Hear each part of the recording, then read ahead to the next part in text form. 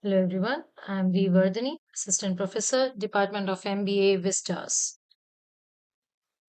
We are discussing the subject strategic management and in which we are going to see the topic of Porter's five forces model, one of the most powerful tools in strategic management for understanding industry competition. By the end of this session, you will not only know what these five forces are, but also how to apply them in the real world business situations to make a better strategic decisions. So, what is Porter's five forces model? Porter's five forces is essentially a corporate strategy framework that helps us analyze the competitive industry and attractiveness of an industry. It's like a diagnostic tool for managers. It tells you whether an industry is profitable, how strong your competitors are, and what external pressures might impact your businesses. You might be wondering, why is it important? Well, before entering a market, investing in a project, or even deciding whether to continue operating in a certain space, you need to understand what you are up against. For example, imagine you want to launch a premium coffee chain in your city. This model can help you decide if the market is worth entering or if it is already overcrowded and difficult to succeed in. So, these are the five forces that Porter has advised. One is the rivalry in the industry. Now, another one is bargaining power of the suppliers, then bargaining power of the buyers, the threat of the substitutes, and threat of new entrants. Since then, it's been widely used in the business schools, consulting firms, and corporate boardrooms worldwide. It's still relevant today because competition is dynamic and this framework adapts well to different industries from manufacturing to tech startups. How easily you can enter into any market, what is the how many number of competitors are there, or how severe or serious the competition is. If the barrier to new entry is low, like minimal investment, easy access to technology, or weak regulations, competition will increase quickly. For example, the food delivery app market initially had low entry barriers, which is why so many startups emerged. Business protected themselves here by building brand loyalty or creating high switching costs. The next force is your bargaining power of suppliers. Suppliers can impact your costs and product quality. If there are only a few suppliers for critical materials, they can demand higher prices. For example, in a semiconductor industry, only a handful of suppliers produce high end chips, giving them a strong bargaining power. So, what should be our strategy? Our strategy should diversify your suppliers to reduce the dependence on them. The next force is your bargaining power of buyers. Customers can also influence the market. If they have many alternatives or low switching cost, they can push for lower prices or better services. For example, airline passengers often compare tickets prices online, forcing airlines to keep the prices very competitive. The next force is threat of substitution. This is about alternative products or services that can replace yours. Even if you are the best in your field, a different solution could be drawn customers away.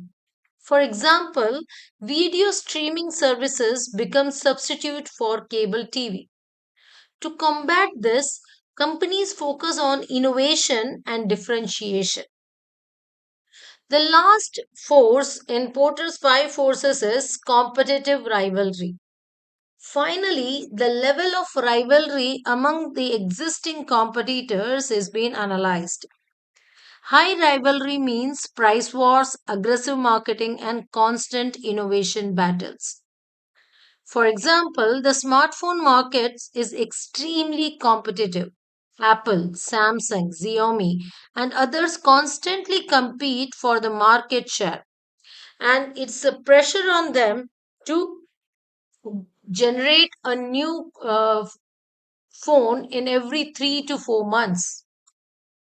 So, who, as we have already discussed, the Porter, Michael E. Porter, has developed this model in his book in 1979. We can use the five forces model in different scenarios. One, while entering into new industry or a market, to analyze that new industry or market, we can use the Porter five forces theory. Another, to analyze the competition in an existing market, the market you are already working on. Okay, you are a player in that market, but still you want to analyze the competition that is going in that market. You can use the Porter five forces. If you want to develop a new strategy, you can go for five forces. That what are means who are all your competitors, what is their strategies, who have the more bargaining power. All these things will help you out in developing a new business strategy.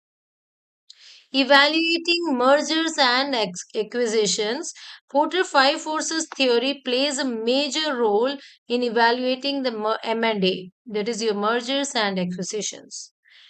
And for responding to a competitive change, all the companies use, or I can say a majority of companies use a Porter's five forces model. Next, let's see an automobile company in urban mobility market. It's a practical example of an automobile company where it wants to enter into an urban market. So let's see the threat of new entrants. Here the threat of new entrants is very high because there is very low barriers for scooter manufacturers. So many scooter manufacturers can enter into this industry. Next, bargaining power of suppliers. It is very moderate since multiple suppliers of the components are available in the market. Then let's see the bargaining power of the buyers. Bargaining of the power of the buyers is very high since it's easier for the customers to get the alternatives. The switching cost is very low. They have lot of choices in the market, so bargaining power of the buyers is quite high. Then if we see the threat of substitutes, it's also high because uh, the substitutes of automobiles are bicycles or public transports or ride sharing, so it is also high. Then the last one is competitive rivalry. It is too intense because there are too many players in the industry, mobility industry, and the technology is advancing rapidly. Due to that, the company has to invest more in their research and development. From this, we can see that industry is highly competitive and requires strong innovation to survive. Next, let's see how to use this Porter five forces model. Here, it's a simple process. So, first, the step one is to we have to identify all the major players in our industry. There is competitors, suppliers, customers. Then step two is to analyze the strength of each force. Is it high or medium or low? Then step three is to assess the overall industry attractiveness. Is it profitable or it is too competitive? Then we have to, in step four, we have to develop strategies to reduce risks and exploit the opportunities. Step five is to monitor regularly the industry evolve and so do the forces. So, what are the changes? And we have to adapt the changes. So, these are the steps to how we can use the model. Next, let's see the benefits of using the Porter Five Forces model. Porter Five Forces model gives us a clear industry breakdown, a structured way to understand the market easily. Then we have a profitability insights. We can identify which factors can affect our margins. Then better negotiation power, especially with suppliers and buyers, because you understand their strengths and weakness, you can negotiate with them better. To sum up, Porter Five Forces model isn't just a theory.